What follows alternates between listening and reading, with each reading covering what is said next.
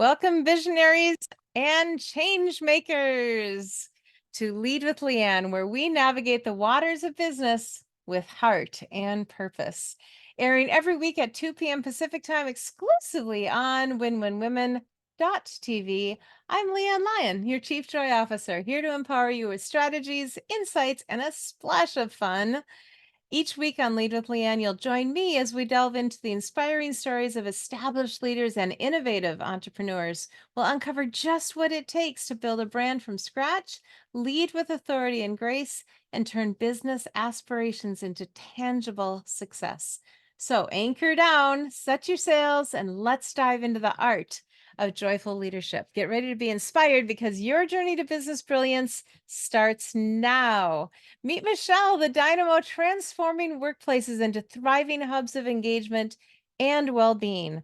With her roots in nursing, Michele's journey to become a sought-after executive coach and leadership development consulting is nothing short of inspiring. At the heart of her work is the P.E.R.S.O.N centered leadership approach, trademarked, a game changer in fostering environments where employees don't just show up, they shine. I love that. Since founding Curis Consulting in 2018, Michele has been on a mission to revolutionize workplace culture, turning dysfunctional spaces into a setting where growth is nurtured and fulfillment is the norm. Yay! She's living proof that leadership is an inside job, and she's here to show us that it's all about that it's more about than just a paycheck. It's about crafting a life that's richly rewarding. So get ready to be part of the transformation with Michele. Michele, are you there? There she is. Hey, Michele. How are you? Oops. One moment. There we go. We got to unmute you. We're good. Hi. Hey, welcome back. Thank you. It's good to be back. Good. So good to be back. So you've been, all over the place. You were a nurse. How long were you a nurse? Yeah, well, I mean, I think when you're a nurse, you never stop being a nurse. So I still consider myself a nurse. My license is still active. I graduated right out of, I went straight from high school into my nursing and then started working. So I think I've been a nurse for over 27 years now. Wow, that's amazing. And such Yeah. a blessing to do that. You say that, and I'm a teacher, and same thing. Mhm. I actually just reactivated my teaching license. And, there's just something about some of these professions that feels like they're just so intricately a part of you. When Yeah. did you know that you wanted to become a nurse? Very early. And I feel very grateful for that because I know that by the time I got to high school and we were ready to graduate, a lot of my friends were still really struggling and not really sure what they wanted to do. My mom was a lab technician in the local hospital where we worked. I grew up in a small town. I'm from Ontario in Canada. And she was a single mom. And I would go there sometimes after school if she had to work until 5 and I was off at 3 or 3:30. And if I finished my homework by the time we were ready to leave, she would bring me up to the nursery where the babies were. And her friends were mostly nurses. And back then, you could get away with it. You could never do it now. But in the early 80s, they would let me hold the babies. And that was sort of a reward for me doing my homework. And I knew almost immediately that that's what I wanted to do. Yeah. Mm. And did you specialize in OBGYN? I did not. I always thought I would. And I will tell you that in my nursing training and shortly after I graduated, I tried it and I couldn't do it. I just cried all the time. And I thought, oh, it's just because I'm too young. I need some experience and to, understand how to deal with this, some lived experience. And then as I got older, I had not yet had children, but in my 30s, I thought, okay, this will be the time. And I still couldn't do it. And I'm now the stepmom. I've never birthed children, but I've got two amazing stepchildren that I consider my own.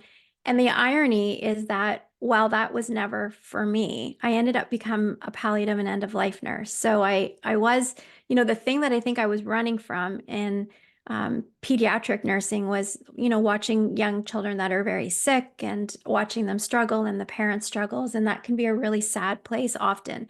And then I ended up really surrounding myself with death and dying just on the other end of the spectrum. So, yeah. Wow, that is ironic. Wow. Yeah. Yeah. Yeah, I had a challenge with my firstborn, and we thought we very could have lost her. And the nurse, of course, I was just blitzed out. My hormones were everywhere. And the nurse who was taking care of me, she's like, "You're so strong. You're so strong." And in retrospect, I just didn't know what was going Yeah. I had no idea really how sick she was or what was really going on. So her complimenting me was, unfortunately, the fun part is 2.5 years later, or 2 years, 2 months later, she was in the room again in the same room, in the Yeah. same hospital, in the same room when I came in the next time with my next daughter. So Yeah. nurses are special. And the fact, that I still remember her name, and yeah, I'm sure she couldn't remember mine, but that's okay. Yeah. They're very special people in our lives. Yeah. Thank you. Yeah. So you wanted to do that for a long time, and yet that isn't what your profession particularly is at the moment. No, so I've mostly worked with seniors in some capacity or not throughout my entire nursing career. And so in around 2010, I got my national certification in gerontology. And again, kind of have been playing in that space of seniors living and dementia, long-term care. And I have unfortunately worked in some really toxic workplaces. And I don't believe that necessarily it's that employers don't care or that they set their leaders up for failure. It's really just often that I think that we think that people are going to figure out how to lead other people really well. Ah, And it's not really, I don't believe leadership is hard. I believe understanding how we're hardwired to connect can be really difficult. Once you figured that out, it's kind of like you found the magic sauce. And so for me, really, it was a progress of different leadership positions that ultimately led me to move across country in 2006 and take a position where I was overseeing daily operations of a senior's home, and I was told that the facility was running really, really well. And it presumably was until about 3.5 months into my tenure. I came to work one day and was told by our administrative assistant that licensing was on their way to the home, which is not unusual here in Canada. Sometimes they'll just make impromptu visits to make sure you're doing what you say you're supposed to be doing. mhm. And she said, "No, you don't understand. There's been a complaint and they're coming to investigate you." And so I think in those moments, we all have probably some pivotal moments in our life where we like proverbially feel the blood drain from our body. Yep. And so when I came to learn why they were coming, it was that there had been a complaint that I had asked one of our nurses to cover up the death of a resident, which was completely untrue and goes against anything I would ever stand for. But I had only been working for this organization for about 3 or 4 months. And so I didn't have the confidence that senior leadership would support me. I definitely had people within the organization that I knew would support me and would believe that this wasn't true. Mhm. But nonetheless, you have to put one foot in front of the other. And 2 days later, it was found that I was not guilty of the things that I had been accused of. And when the investigators asked this person who brought this complaint forward, they said, "Well, we thought that if we could get her fired, everything would go back to the way that it was." And that, they liked me, but they didn't like some of the changes that I was making. And this is like I was taking advice from senior leaders that had come before me to do certain things because I was learning. I was new in this type of capacity. And what I learned really quickly was that I was so ill prepared to lead a dysfunctional team that really had learned that it was like for themselves. They were in it for themselves. They weren't in it for what we can accomplish together. And it didn't matter what I did. Things were just going south really quickly. So I had two options. I could either leave and get a job someplace else, which probably would have been easy for me to do, and I probably would have run into another toxic workplace. Or I could take the other route, which was dig my heels in and stay. And because I'm a Leo and incredibly stubborn, that's the option I chose. And it took me probably the better part of 4 to 6 months to start to turn things around. But I'm happy that I did because that's what led me to developing my person-centered leadership approach, which ultimately ended up for me to be able to create a 14-week program on that and really led me down this love affair that I have with leadership development. And then ultimately in 2018, I say forced, but it was with love. My husband strongly encouraged me to start my own business because I had been asked by a group of physicians that I had worked closely with to consult for them and to create some curriculum and then subsequently deliver that curriculum based on outcomes that I had been achieving as a general manager in the home that I was overseeing. So that started my entrepreneur, I guess, in my foray into the entrepreneurial world. Wow. And so you left the home that you had been with to do this thing. Well, I was actually leaving anyway. I was leaving to pursue something different. And they approached me and said, well, now that we know you won't be working here and there won't be a conflict of interest, we were wondering if we could hire you to do some consulting. And I'd never done it before. But I had also heard that sometimes you just sort of fake it till you make it and say, sure. And I knew I could do that because I loved creating curriculum. I love teaching. I love facilitating. And so I knew I had all of the skills to do it. I had just never really called myself a consultant before. And so I really just thought it was going to be something that I just did for them. And I could have, and it probably would have been easier. And my husband said, no, you need to start your own business. You need to understand. And he has his own business. And so that was very much a familiar world. And he did help me through those initial steps. And so, yeah, that just, I don't know that I would have ever made that leap into pursuing this had it not been for his encouragement. Wow. So you went from one of you having a steady income, that would have been you, I'm assuming, with the position that you had, and him having well, let's just say it, entrepreneurial income isn't necessarily steady. It kind of ebbs and flows a little bit. And now Mhm. you're both entrepreneurs. Is that Yeah. an investment? Yeah, I mean, and now he's sold his company and doing his own thing. So, I just think that we're in our 50s now, and at this point in my life, I realized that I'm getting closer to wanting to do the things that make me feel not, I mean, I've always been proud of the work that I do, and I've always loved the organizations and the people that I've worked with. But I think that when you get kind of closer to retirement or whatever word you want to insert there, the work that you do takes on a different type of value. And I've always really wanted to take work that I find really interesting or, work that challenges me in different ways. And I think that sometimes you only get that when you are an entrepreneur. It's difficult to sometimes get those experiences when you're working for other people. Yeah, I agree. And it's a discussion actually going on in my family as well. Like, what would it look like if, in the past we owned a company, talk about a blood draining day, was the day our 26-year-old business found out that we were no longer going to be in business. And Yeah.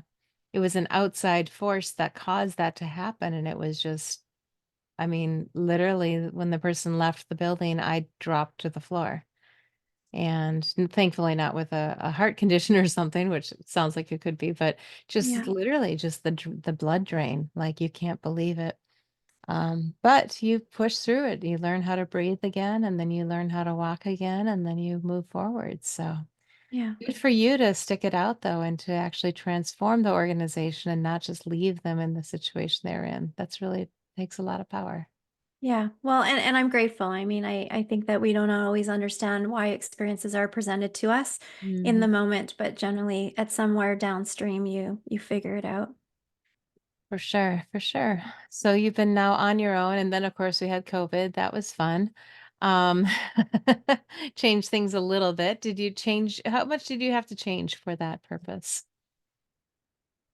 Uh, Not a lot. And, I think that during the pandemic too, I was in contact with a colleague of mine who I'd worked with previously and another organization, and she was actually looking to, um, explore her retirement and had, kind of floated the idea of me sort of coming back to work in a corporate setting again. And I was missing it really, truly. I mean, I was missing that connection. So just before the pandemic, I actually came back to work for someone else as well and sort of balancing the two. And, not knowing that the world was going to change, right? I think I came back 4 weeks before, and Yeah. so barely in a new role. And then, the world as we know it has changed. And again, though, I'm really grateful because it put me right back where I think that my skills were most needed in that moment, Mhm. because I was helping to support seniors stay safe and people who are caring for them stay safe. And while it was really difficult work and it still continues to have challenges at times, I am grateful that I was able to continue to support that sector in the world of what I love most is being a nurse and being in healthcare during probably the worst moment in time that we will know in our lifetime. So again, I do believe that things sort of work out for a reason. Yeah, yeah. Well, and that really was just an amazing time for the world, but Yeah. and so sad for so many seniors that were just locked down. I know that happened in my family too, Yeah. where people literally just died alone, and that's just, should never have happened. I had a conversation earlier today with a gentleman of Asian descent, and he just said, "Yeah, in my culture, there is no such thing as a nursing home." You know, Hmm. so, this is the stage I'm at. This is what my family's going through, and this too shall pass. But and I'm not looking forward to it, but this is how we do things, and Yeah. it's Yeah. just different. Yeah, And I think the important thing to remember there too, like in terms of from an entrepreneur or leadership perspective, is that I think that a lot of people who are sort of dipping their toe into this world or interested or have already made the decision just to leave a job that they don't have passion for anymore, is that they have this vision of what that journey is going to look like. And it looks so different for everybody. And it's sort of this winding road that weaves and turns. And I think that it's really great in some ways because you get to create the runway that gives you the amount of length that you need to be able to be successful. It doesn't have to be in 3 months, you're going to be fully booked out, or in 6 months, you're going to be making twice what you were at your other 9 to 5 job. And I think for me, this really gave me that reminder that I can ebb and flow and go back and forth between the two based on where I feel that I need to do that. And this time has also made the work that I do in my own business more strong and more meaningful, I think, to the people that I serve and the clients that I have and the coaching clients that I have. So, I think it's just really important for people to remember that are already maybe have their own businesses or already entrepreneurs, or those that are maybe thinking about it, is that that runway can look whatever you want it to look like. absolutely. Yeah, and people, I was reminded also today, we need to stretch. Just don't get too comfortable in where you're at, because there's always the opportunity to stretch and to get to another level, um, from wherever you are. If you're leading people, especially, you need to stretch, because if you don't, the people you're leading will, and then who are they following? Right. Yeah, very good point. Yeah, you mentioned, we talked about, takeaways and things. You mentioned, how to foster meaningful relationships with seven simple actions. Is this Yeah. P.E.R.S.O.N? Is that related, or is it separate? Well, sort of. So the person-centered leadership approach that I created, the acronym you're talking about, does stand for different words. And so what I did was I tried to take all of the years of experience that I have, and I also like to take evidence-based research from other people. And I'm very clear to tell you can go onto the internet and find most of this information anywhere. It's not like I would like to think that I'm that innovative, that I've created all of this. The reality of it is that what I like to do is take the evidence-based, the research-based information that we know about how we're hardwired to connect as human beings, how our brains work, and around how important the words that we use in communication matters, and kind of compile that into an easy package that people can digest and take and walk away with. So person stands for P as personal connections. E is emotional intelligence. R is respectful communication. S is self-care, because that's important as leaders. O is ongoing learning, and then N is leaving no one behind. So that's really the workplace culture piece. So that's part of my leadership development program. But in creating that, I also realized that people like to have really quick, actionable things that they can do every single day. And so what I wanted to do is give people tangible tasks that they can do every single day to prove to them that you can move the needle very quickly in terms of growing strong relationships by just doing really simple things every day that don't take up a lot of time. And I really believe that leadership is an exchange of energy. However, I enter a conversation is going to be matched, that energy is going to be matched. And I really have two core jobs. It's to keep people safe physically and psychologically, and it's to build trusting relationships. So how do we do that? And this is the seven, those are the seven key steps that I think will help. And those steps are? Okay, well, we can go through them. So, the first one that I generally recommend is to connect with two or three people every single day. And so, the thing to remember is that we're leaders in all aspects of our lives. We're not just leaders when we're in a formal role or because our job title says we're a leader. Mhm. By definition, a leader is that when you have any person, it can be a singular person who you have influence over. And I would argue that we all are leaders because in our personal lives and our professional lives, we have influence over other people. So when you look at it from that context, I recommend you try to connect with two to three people every day just to reach out and say, hey, how are you doing? How's your day going? I'm thinking about you. It's just to keep that connection. I don't know about you, but I really like it when I get an email from someone that I haven't heard from a long time that said, hey, I was just thinking about you today, or I did something and I passed a location and it made me think of you. Like that just feels really good to do that. And so that's just one simple thing. And you can ask them, how's your week been going? Or what's the best part of your day so far? It's just a check in. The next one is to approach every situation with curiosity and humility. So, what I mean by that is that when you're having a conversation with someone, it's to ask questions that will allow you to engage in deeper conversations with them that will also help to deepen the connection you'll have with that person. So, what that tells the person when you do that is that there's actually nothing in this for me. I'm showing up because I'm curious and interested about what you have to offer. And everybody wants to talk about themselves. So this is all of this, I know. And so this is also a really easy one for people who are more of an introvert or who, shudder at the idea of maybe going to a conference or a networking event where you're in this big room and all of a sudden you have to make small talk with people. What you can do is really approach that from a mindset of what can I do to ask the right questions so that I can maybe offer support to someone else? And Mhm. so now all of a sudden it's about a game that you can play with yourself. It's less about trying to sound salesy and sell yourself and make small talk about the weather. It's really about trying to see what value you can bring to the conversation. So it's really asking questions with the intention of like, how can I help? How can I support you? So the next one is to approach every situation with a growth mindset. Now, the growth mindset we hear all over the place and, positive intention. And I think that this can be good and bad. I think that if it's overused, it can really be depleting and it can make us feel like it's forced. And so I'm not suggesting that when you're having emotions that kind of make you feel like, gosh, like I'm pushing a boulder up a hill. You have to honor those emotions in the same way and let them come through. It takes about 90 seconds for it to pass through your body. They'll generally pass, but if you ignore them, they just keep coming back over and over again. So it is important to honor those. But what I mean about a growth mindset is really to believe that life is not happening to you, that it can be happening for you and with you.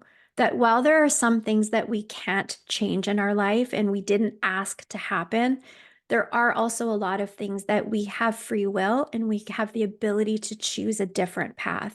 For example, I can't choose what people think about me, but I can choose how I choose to react to comments or behaviors of other people. And so that's sort of what I mean about the growth mindset.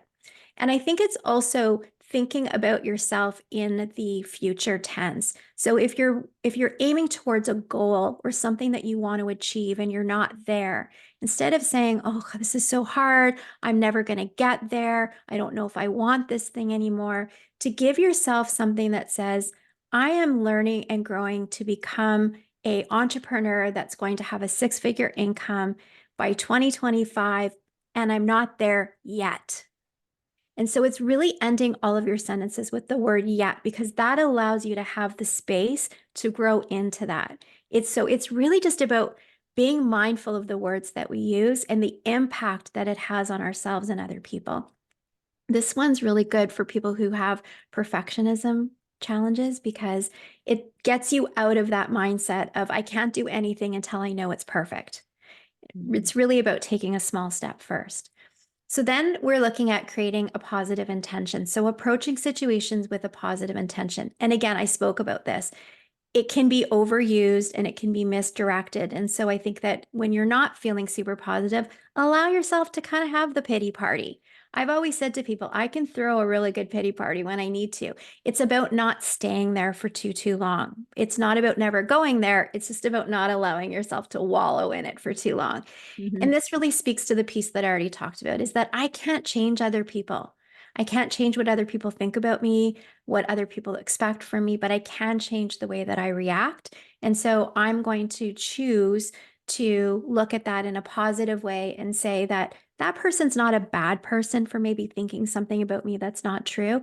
They just have a perception for some reason. And I can choose to explore that. I can choose to get angry. I can choose to want to have a conversation, or I can choose to try to do everything I can to make them like me. And that is often sometimes what we see too, where people struggle with, I just want everyone to like me. And then you start to really mess with your core values, because you start to be making decisions that are really coming from a place of this likability factor, as opposed to this is really rooted in what I believe to be true and something that is like founded. It's the North Star. This is by which the place that I always, take my action. And that's really difficult as a leader.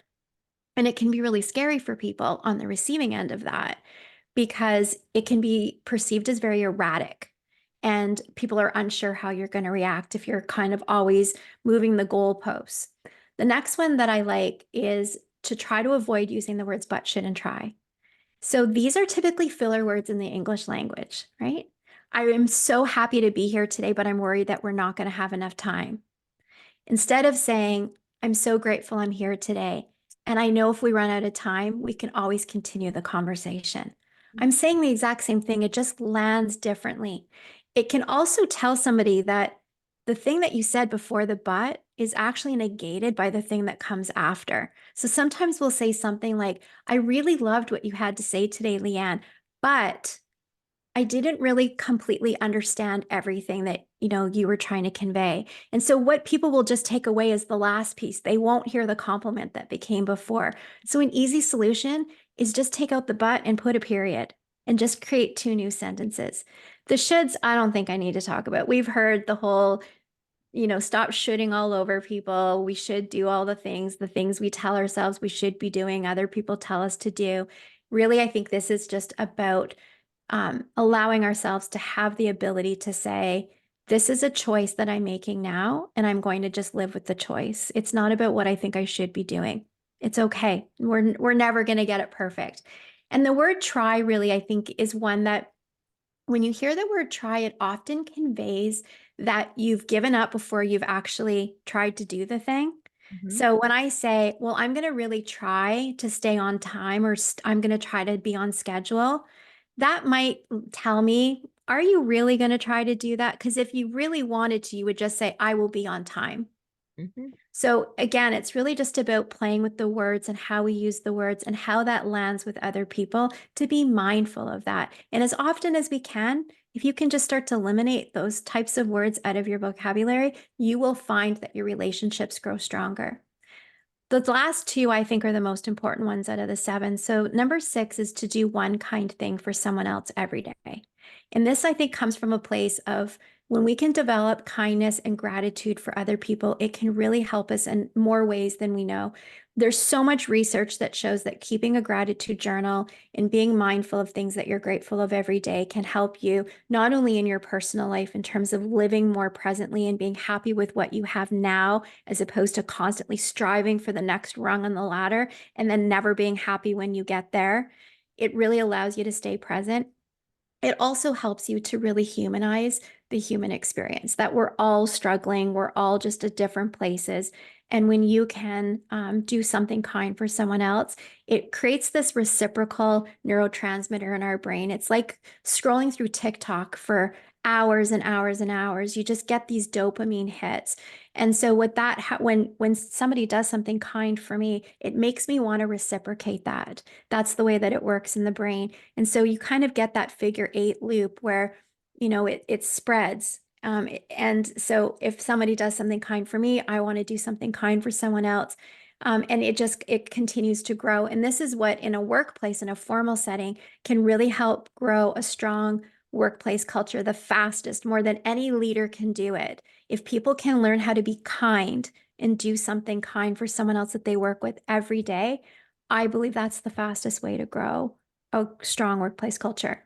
And the last one is, I call it the if only game. If we could stop playing the if only game. So this is, if I only had more time, if I only had more money, if I only had a job that had more freedom and flexibility, if only my kids could learn how to put the dishes away, if only my husband would keep his fingers off my stainless steel fridge, if only, if only, if only, it really can start to mess with the idea that you can never get to where you want to be. It creates your brain to get into this loop of ruminating in the past and expecting that tomorrow is just going to be a repeat of today. And so it can really make people who have big goals get stuck in the now, in thinking, well, if only I had this thing, then I could do that thing. And when that thing doesn't happen, then I can't do it now. And the reality of it is that small, small steps can have monumental changes. And in fact, I would argue that the small steps are actually more sustainable and more monumental than the big, big moments that we have. I don't know. I heard a quote many years ago, and I don't even know if it's true, but someone had said that if a ship was in the middle of the ocean and it turned just 1 degree, it turned its coordinates 1 degree, that you would end up in a completely different location by the Yeah. time you finish sailing. And I believe that to be true when you think about winds and currents, that 1 degree can make a monumental shift. And so, I believe that to be true for human beings as well. So that's the seven. Wow. That's a mouthful. It is. And thank you for allowing me to No, to that uh, was take my time beautiful. with them. Yeah. So my teaching degree is in math. So I'll verify that 1 degree shift, big, big, big, big change. I mean, Yeah. literally different countries that you can end up in with that 1 degree shift. And I mean, isn't that what we're looking at? I'll give your voice a break for a minute and share something you shared early on is that d knowing how to start those conversations and not just make it into minutia or, how's the weather type of conversations. My revamp of my teaching license is actually as a substitute teacher. And I already said no elementary, not going there, not interested. Raised my kids, they're good. But middle school and high school is where I love to go. But middle school and high school, they don't, the sub walks in, they're like, "Pfft," they don't. I've gotten a spitball, yay. Yeah. But mostly they ignore me. They have no interest. They know I'm not there, that I can't teach them anything, and they're wrong. In fact, I'm excited. The next a couple times I'm going to be in a math classroom. So I found my old math books, and one is actually called Math and Magic. Yeah. And so it'll be an opportunity to go in and share the fun side of math to these math classes. Yeah. But at the end of every class so far, I've been able to say, how would you like to learn something that you will never learn from any other teacher ever? And, you get almost all the kids will shift a little. They may not give you the time of day, but I'll say, look, write this down. Are you familiar, Michelle, with the Ford or the form technique? No, No. no. So I'll run through it just quickly. I write the word Ford on the board, nice and big. And I said, it's not a truck. And then I said, but F stands for first name. First name, where are you from? And depending on the situation, ask about their family. And I Hmm. said, this is not just something, a technique that you'd go boom, boom, boom, boom through. Take the time, explore it a little bit. Where are you from? Oh, really? When did you move from there? How did you like living there? What was the climate like? You can get into, but go at it like you said, with some curiosity. And you said curiosity and humility, I think. Hmm. You go Yeah. at, asking about other people because I tell the kids, I said, "Look, there is one radio station everybody listens to, WWIFM. What's in it for me?" And everybody loves to talk about themselves. So if you can ask them quality questions, they will talk, and you'll never have to say a word. I can almost guarantee it. Yeah. So Yeah. F stands for first name, where are you from, and family. O is occupation, which for the kids, I'm like, you're students. But if they're older students, maybe they're babysitting, maybe Mhm. they're working in the family business, maybe they already have a job. Occupation for us, of course, is usually where do we have an income? And, to some degree, that also tells you a little bit about their status, maybe their education. If you read into it and you can ask, oh, wow, where'd you go to school for that? And dig into that. R stands for recreation. What do you do for the fun side of your life, the non-income part of your life? What brings you joy? And then dig into that a little bit. And the more you can ask these questions, you're nodding because I know you see the power of all this. Yeah. People just start to melt. They're like, oh, I said, if you ask these questions and you leave the conversation, I can almost guarantee that person will say you were the most fascinating conversation they had all day, Yeah. even if you didn't say a word other than to ask them questions. Mhm. And then the last one, which I said there's either a D or an M. D would stand for dream, or M would stand for motivation. Mm. Why do you get out of bed in the morning? What do you have going for you? Where do you want to go? What aspiration do you have for your life? What purpose do you see? And that I said that's where you really get people into their heart and out of their head, but you have to Mhm. usually start with the first 3 to get there. Yeah. And Yeah. you know what? Some kids write it down. And when I ask what does F stand for? 1 or 2 kids will quietly whisper it. Yeah. So they're paying attention. And I actually learned all of this from one of my mentors in personal development. And after about the 4th or 5th day, I sent him a text. I said, "Guess what?" And I told him what was going on. And he said, "That just made my day." Yeah. So passing that on.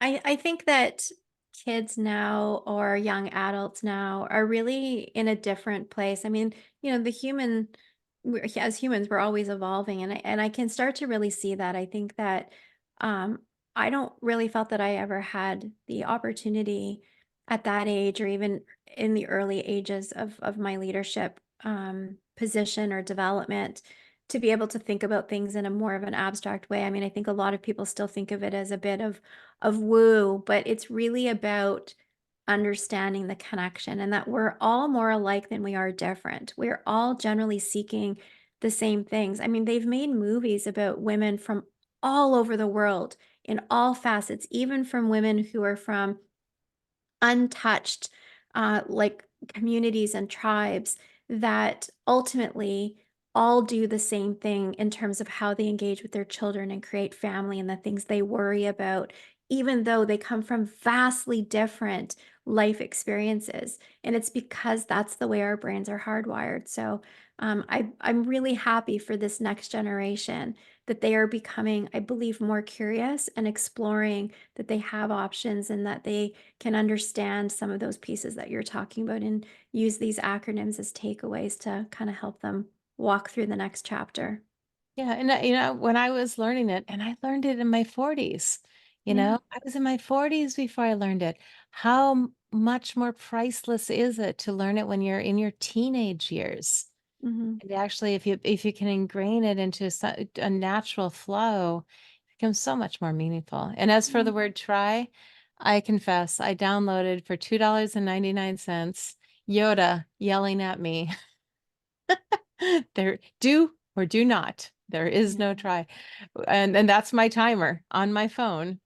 When I set a goal to do something, it's my reminder there is no try. You're gonna do it. This is it. Yeah. Go. And I And think that's something you said was really important too about, our age. And I hear this so much from people that like, oh, if I only knew that information, see, if only I knew that information when I was younger, I could have done so much more with that information. Or, well, I'm in my 50s now, or I'm in my 60s now, and my time has passed. It's never too late. It's never too late to learn and grow and develop and iterate and do things that make you feel passionate about getting up every day. Yeah.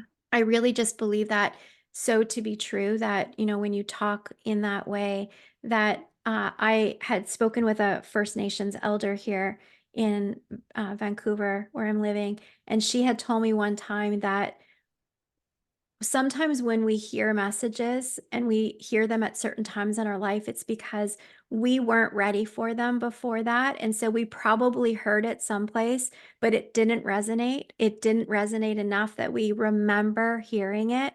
And so that's why you often hear people say, take what resonates for you and leave the rest for someone else, because it's not all going to be for you. There's going to be parts that are for others.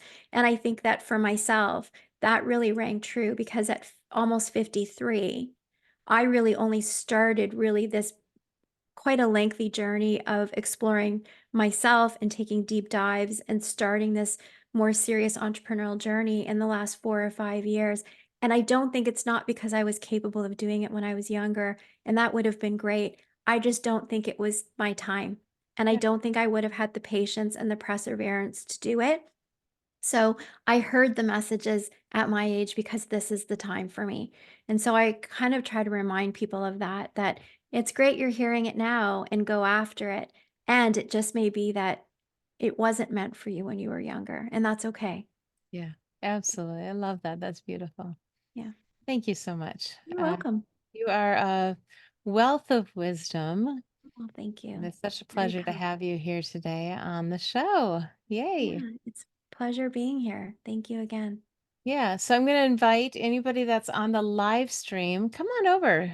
If you have a question that you want to ask Michelle or me, if there's anything there, but come to winwinwomen.tv, and right at the top of the screen, you'll find a green button. You can click on that button and actually join this broadcast right here. We're live. We're talking right now. And if you're watching the recording, sorry, but you can come back next week. Every week I'm here at 2 p.m. Pacific time. And it's my pleasure to interview fascinating people like Michelle and hear their entrepreneurship journeys. We're not quite done here, but I just want to give you a little bit of time to come on over and do that. Um, we've talked quite a bit about all the different things, that we'd kind of set up in advance. And I know that if people want to reach you, who are you looking to serve? Yeah, I mean, I do have coaching. So I would say if anyone was looking for a new leadership style that feels very authentic to them, maybe middle managers that feel like they're caught between the needs of the organization and doing right by their people, and they don't really know how to move forward, that would be someone I would probably be looking to coach one on one. If you're looking for a new leadership approach, I have my program, and that would really be for anyone who is kind of looking to challenge the status quo a little bit. They want to do things differently. They know that the current leadership practices that we've had decades over decades isn't working. It's not serving people anymore in the workplace. And we need to shake it up so that we can retain and attract new people into the organization. I'm really all about working with organizations and their leaders that recognize that you need to put your people first, not your bottom lines. It doesn't have to be a zero sum. By putting your people first, your clients will get better care, better service, whatever industry you're in. And ultimately, then your deliverables and your bottom line is going to improve. Absolutely. And I think this is particularly difficult in the healthcare space to hear because the idea of saying that our patients are not our number one priority seems very counterintuitive. And not a lot of people want to play in that sandbox. And I think that we can also see that with the healthcare system in crisis all over the world, not just in my country, but in many countries, that it's because we have been ignoring the cries of people in the healthcare system for long before the pandemic ever occurred. And I think that now we're at a point where we can find that there's a healthy balance to do both, and we need to start having those conversations. So that would be who I would work with at a more corporate level, would be those organizations that are interested in that, and then leaders who really are just feeling like they're struggling, the old ways aren't working for them, and they want to try a new approach. Wonderful. Michelle, we are both daughters of nurses. Did you know that? I did not know that. I Yeah. don't remember that from our last conversation. Yeah. My dad was a nurse, Oh, and wow.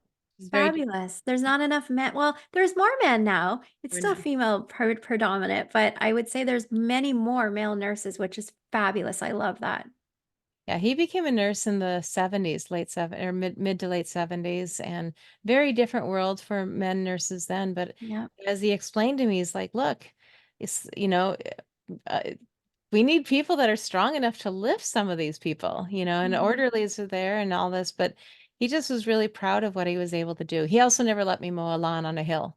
But anyway, there are a few things that he saw as a nurse that, obviously raised me up as in a different way as well. But Yeah. yeah, it's a blessing. And I know that you have a website and you have some free links on your website. And you've Yeah. also offered 50% off your Thoughts Become Things 6-week course. How can people take advantage of that? What's your website? Yeah, so the website is Curis, Curis consulting.ca because I'm in Canada. And so Thoughts Become Things is a 6-week program that I created after I created my signature leadership program for people who were looking for a little bit of a lower price point and something that wasn't as much of a commitment, who are maybe feeling a little bit stuck with people pleasing or perfectionism, that they have a difficult time setting boundaries and really being able to see themselves as this capable human being who can achieve these goals that they set, either professionally or personally. So, the 6-week program just allows people to explore those parts of themselves. It's a lot of inner reflection. For people who are ready for that. So, we journal together. It's a live program. I go live every week with the people in that program. And we really explore the different facets of how to get ourselves from feeling a place of not being able to move forward to really stepping into our worth and what we're made to do. Oh, that's awesome. Michelle, some of my previous guests actually make custom journals or even cards for people who do what you do.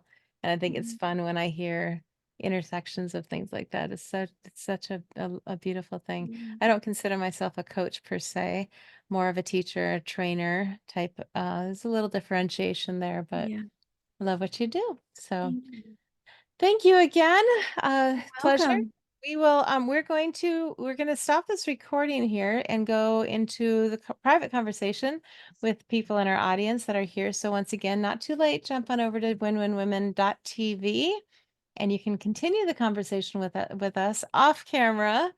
So thank you for joining me on this journey to unleash your joyful business potential. Remember, leadership is a voyage we take together. So keep shining and aligning with your purpose. Come back next week, every week at 2 p.m. Pacific time, exclusively on winwinwomen.tv for our next inspiring episode like we had today with Michele Thomson. Yay! Thank you So so much for having me. yeah, my pleasures. Until next time, this is LeAnn, your Chief Joy Officer, signing off. Keep leading with heart, and I'll catch you on the next wave of success. Farewell and keep spreading joy.